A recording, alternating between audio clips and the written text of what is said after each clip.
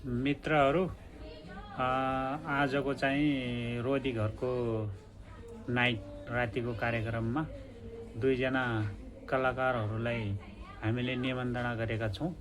ल अब एकैछिन दोहोरी सुनेर जानु होला है। ल अब दोहोरी कार्यक्रम सुरु हुन्छ। उहाँलाई त रमाइलो भए जस्तो क्या, देश बर्बाद भइरहेछ, संविधान बर्बाद भइरहेछ, संघीय लोकतान्त्रिक गणतन्त्र धरापमा परेछ, उहाँ त बडो जितेको विजेता जस्तो। अनि के म मान्छे मार्दै विधवा बनाउँदै टुरा बनाउँदै टोरी बनाउँदै दुनियाँलाई रुवाउँदै हिँड्नु त म? यस्तो त हुँदैन नि, सामान्य मान्छे स्वाभाविक मान्छे त यस्तो हुँदैन। मैले दुनियाँलाई रुवाउँदै हिँड्नु, हँसाउँदै हिँड्छ मान्छेलाई। म देशैको अनुहारमा मुस्कान ल्याउन चाहन्छु। तानाशाहहरूले निरङ्कुशहरूले संसारभरि भन्ने गरेको यस्तै हो। मारेर पनि रुवाएको छ, कुटेर पनि रुवाएको छ, लुटेर पनि रुवाएको छ। अनि मैले हँसाएँ भनेर पिर परेको छ। मान्छे हाँसे अरे जक्करै रहेछ, जक्करै हँसाएरै खतम पारेको हुन्छ। नेपाली जनता हाँसेकोमा किन पिर परे होला भने त अचम्म लाग्छ। नेपाली जनता खुसी भए हाँसे किन पिर पर्नु?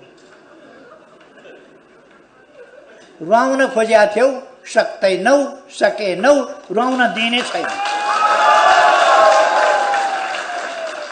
केपीजी नि यति ठुलो भनिराख्नु भएको छ आफूलाई। त्यो नफुटिन्जेल उहाँले भुँडी फुलाइराख्ने जस्तो देखाएको छु मैले।